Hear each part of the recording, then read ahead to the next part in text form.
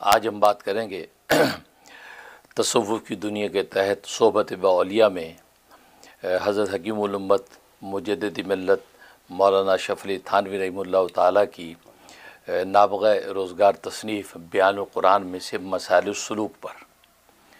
کیونکہ یہ بات آپ جانتے ہیں کہ ایک وقت سے یہ سلسلہ جاری ہے کہ بیان القرآن میں حضرت حکیم الامت تھانوی رحمہ اللہ تعالیٰ نے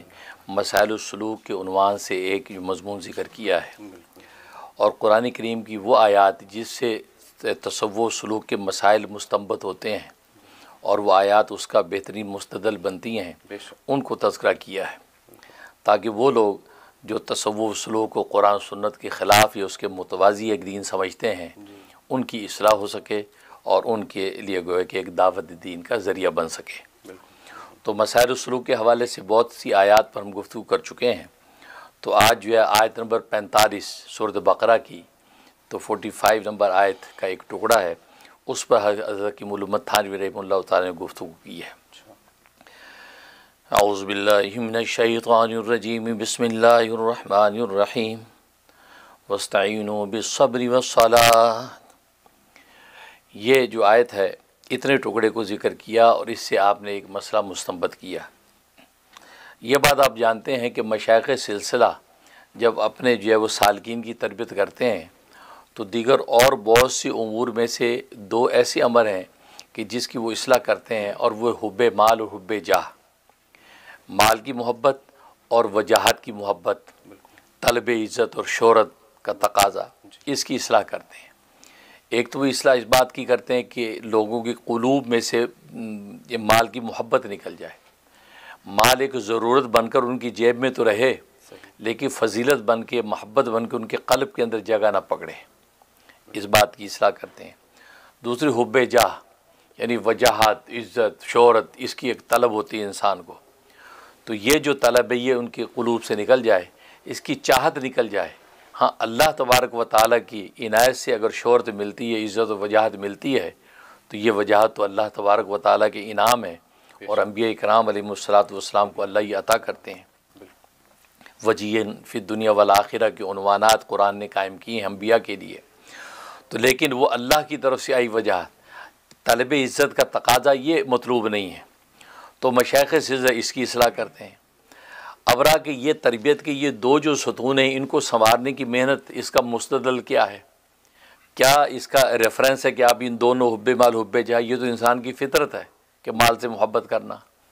تو مال ہے ہی میلان سے، اس کی تو میلان ہوتا ہی ہے، اور وجاہت کون نہیں چاہتا کہ دنیا کے اندر عزت اور یہ وجاہت نہ ہو، تو بندے کی فطری خواہشیں ہیں، تو فطرت کے خلاف یہ مشائخ سلسلہ کی محنت کرنا دلیل کیا ہے؟ تو حضرت حکیم الامت تھانوی رحمۃ اللہ علیہ نے یہ آیت کا ٹکڑا ذکر فرمایا، وَاسْتَعِینُوا بِالصَّبْرِ وَالصَّلَاةِ۔ اس میں جو اللہ تبارک و تعالی ارشاد فرما رہے ہیں کہ اور تم جو ہے مدد حاصل کرو صبر سے، وَاسْتَعِینُوا بِالصَّبْرِ، صبر سے مدد حاصل کرو، وَالصَّلَاةِ، اور نماز سے مدد حاصل کرو۔ تو گویا کہ طلب استعانت جو ہے تو استعانت آپ صبر اور نماز سے آپ حاصل کریں، اور بعض محققین مفسرین فرماتے ہیں کہ صبر سے مراد روزہ ہے، تو گویا کہ اللہ تبارک و تعالی ارشاد فرما رہے ہیں تم روزے اور نماز سے مدد حاصل کرو۔ اب کس بات میں مدد؟ یہ شروع کے مضمون کو اگر دیکھیں، بنی اسرائیل کا ذکر ہو رہا ہے، بنی اسرائیل جو ہے سرکار دو عالم صلی اللہ علیہ وسلم پر ایمان لانے سے پس و پیش کر رہے ہیں، بلکہ خود وہ جس دین کے اوپر جس نظریے پر قائم ہے اسی کی دعوت دے رہے ہیں، گویا کہ اضلال کی کیفیت میں مبتلا ہے، اور خود اضلال کی کیفیت میں مبتلا ہے، خود گمراہ بھی ہو رہے ہیں، تو گمراہ کر بھی رہے ہیں، گمراہ ہو بھی رہے ہیں، اور سرکار دو عالم صلی اللہ علیہ وسلم پر ایمان لانے میں وہ جھجک رہے ہیں، پیچھے ہٹ رہے ہیں، اور وہ یہ سمجھ رہے ہیں کہ ہم جس نظریے پر قائم ہے یہی جو حق اور حقیقت ہے، اور ان کو ایمان لانا دشوار ہو رہا ہے۔ دشواری کی بنیاد دو چیزیں ہیں، ایک چیز حب مال، کہ یہ مال سے محبت کرتے ہیں، اور ان کو یہ ہے کہ اگر سرکار دو عالم صلی اللہ علیہ وسلم پر ایمان لے آئے تو ہمیں یہاں مدینہ طیبہ کے اندر جو مال و دولت کے نذرانے پیش کیے جاتے ہیں، ہمیں مدینہ کا جو روحانی چودھری سمجھتا ہے سارا معاشرہ، تو وہ مال کے سارے حلوے مانڈے بند ہو جائیں گے۔ ہمیں جو صبح شام نذرانے ملتے ہیں، ہم سے لوگ فیصلے کرواتے ہیں، ہم پنچایت لگا کے بیٹھتے ہیں، ہر فیصلے پر ہمیں پیسے ملتے ہیں، تو حب مال نے روک رکھا کہ اگر محمد صلی اللہ علیہ وسلم پر ایمان لے آئے تو ظاہر ہے کہ مطاع کون ہو جائے گا؟ محمد صلی اللہ علیہ وسلم ہو جائیں گے، ہم مطیع ہو جائیں گے۔ اب اپنی مرضی سے نہ مال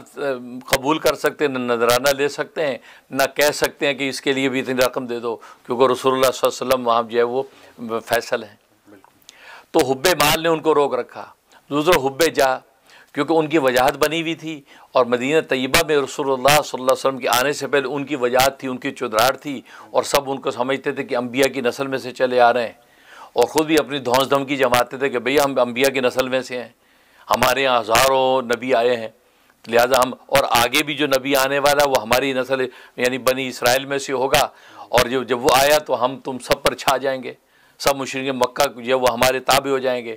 تو یہ تڑیاں لگاتے تھے۔ تو مدینہ طیبہ کے جو انصار ہیں، یہ وہاں کے جو لوکل باشندے، وہ ان کو اپنا بڑا سمجھتے، ان کی عزت کرتے تھے۔ اب یہ سوچ رہے ہیں کہ اگر ہم محمد صلی اللہ علیہ وسلم پر ایمان لے آئے، جو مکہ سے مدینہ آئے ہیں، تو کیا ہوا؟ وہ مطاع ہو گئے، ہم مطیع ہو گئے، تو مطاع کی جو وجاہت وہ ہمیں نہ ملی بلکہ وہ ادھر منتقل ہو جائے گی۔ تو یہ وجاہت کی جو ان کے اندر جو وہ حرص تھی، اس نے روک رکھا تھا۔ تو مرض دو ہی نکلے، ایک حب مال اور ایک حب جاہ۔ تو اللہ تبارک و تعالی نے ان دونوں امراض کی اصلاح واستعینوا بالصبر والصلاۃ سے کی، کہ صبر کو اگر اپنے معنی میں بھی رکھیں تو اس کا مطلب صبر کا مطلب یہ ہے کہ مال جو ہے، مال اگر نہیں ہے تو اس کے طلب کے اندر آگے نہ بڑھیں، بلکہ امساک، کیونکہ صبر کہتے ہیں امساک کو، ٹھہر جانے کو، جم جانے کو۔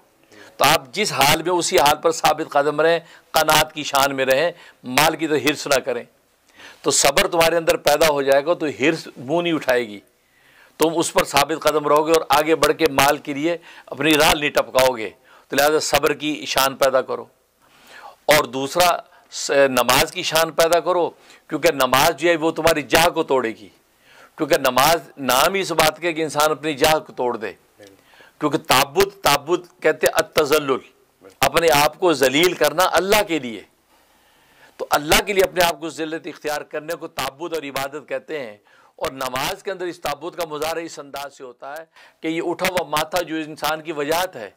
وہ چھپے ہوئے پاؤں کے برابر ہو جاتا ہے جب سجدے میں انسان گرتا ہے۔ تو نماز کے سجدے میں اتنا جھکا کہ اس کا ماتھا جو اس کے پاؤں کے برابر ہو گیا،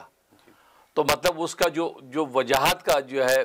جو شان تھی وہ ٹوٹ کر بالکل زمین بوس ہو گئی۔ تو نماز سے تمہارا جو ہے یہ کبر ٹوٹے گا،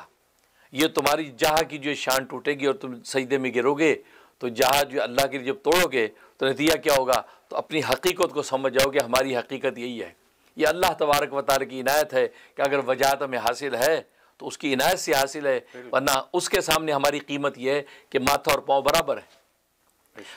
اس لیے فرمایا کہ تم یہ دو چیزیں اختیار کرو۔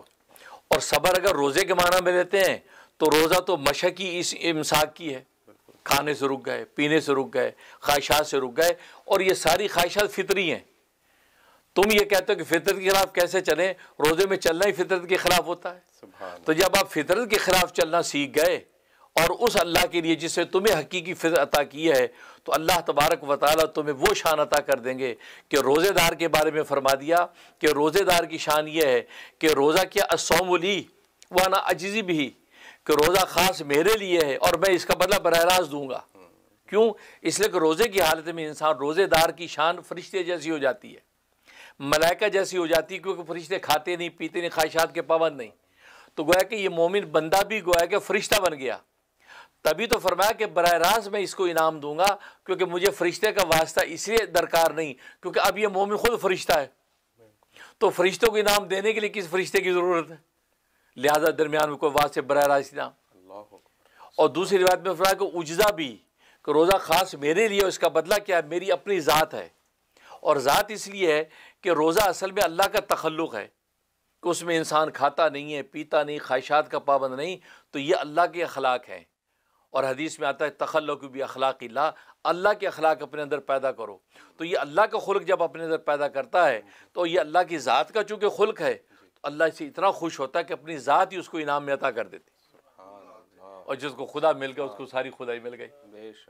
تو یہ وہ بنیاد ہے کہ اس سے کیا ہوتا ہے کہ انسان جو ہے وہ یہ امساک رکنے کی طاقت پیدا کر لیتا ہے۔ جب یہ ویلنگ پاور پیدا ہو گئی اور یہ سارا طلب مال یہ ہرس کی بیس پر ہے تو ہرس ٹوٹے گی، جب ہرس ٹوٹے گی تو حب مال آپ کا ختم ہو جائے گا۔ تو جب اس میں بھی حب مال، حب ختم کرنا مقصود ہے، ضرورت مال ختم کرنا مقصود نہیں کہ مال تو انسان کی ضرورت ہے، اس سے محبت نہ ہو۔ بالکل۔ اس لیے پیران پیر شیخ عبد القادر جیلانی غوث اعظم رحم اللہ تعالیٰ فرمایا کرتے تھے کہ دستکار میں دل یار میں، دستکار میں دل یار میں، ہاتھ پیر کام کاج میں ہو اور دل یار میں مشغول ہو۔ اور فرمایا کہ یہ پیسہ اور مال و دولت یہ جیب میں رکھو، تجوری میں رکھو، دل میں نہ رکھو، اسے دل اللہ کی محبت کی جگہ ہے۔ تو گویا کہ اس میں ایسی تعدیل کر دی، ایسا توازن پیدا کر دیا کہ مال ضرورت کے طور پہ اختیار کرنے کا حکم دیا، لیکن محبت کے طور پہ اس کے نگاہ نہ اٹھائے۔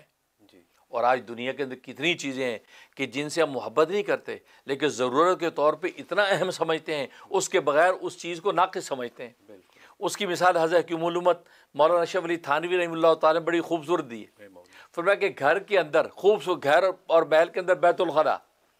اب یہ واش روم جو بیت الخلا ہے پورے گھر کی سب سے اولین ضرورت ہے، لیکن اس سے محبت کوئی نہیں کرتا۔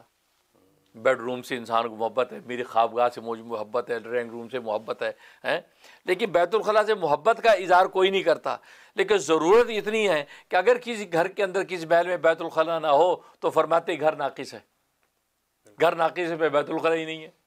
تو فرمایا دیکھو وہاں ضرورت کا ایسا تعلق ہے ہمیں واش روم کے ساتھ کہ اس کے بغیر گھر ناقص،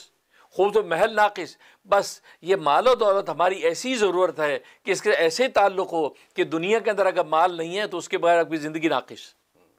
کیونکہ مال نہیں ہے تو یہ افطار کیسے کرے گا، مال نہیں تو سحری کیسے کرے گا، مال نہیں تو حج کیسے کرے گا، مال نہیں تو سطر چھپانے کے لیے کپڑا کیسے خریدے گا۔ تو جگہ جگہ مال چاہیے، لیکن مال اسی ضرورت کے تحت، یہ مال اگر آپ کے ساتھ ہے تو یہ آپ کی زندگی کا سرمایہ ہے۔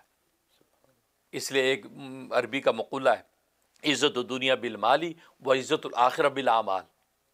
کہ دنیا کی عزت مال کے ذریعے سے ہے اور آخرت کی عزت اعمال کے ذریعے سے۔ تو یہ دیکھو، تو مشائخ سلسلہ جو یہ تعدیل کرتے ہیں کہ حب مال نہ رہے، حب جاہ نہ رہے، تو یہ آیت اس کا مستدل ہے کہ اس میں اللہ تبارک و تعالیٰ نے ان بنی اسرائیل کی حب مال حب جاہ کی یہ نفی کی ہے، اس کی اصلاح کی ہے کہ جب حب مال حب جاہ تمہارا ختم ہو جائے گا تو رسول اللہ صلی اللہ علیہ وسلم پر ایمان لانا تمہارے لیے آسان ہو جائے گا۔ سبحان اللہ، یہ وہ حقیقت اس میں بیان کی۔ کیا بات ہے، ماشاء اللہ، کہاں سے کہاں نقطوں کو جوڑا ہے، ایکسپلینیشن دی ہے، ماشاء اللہ۔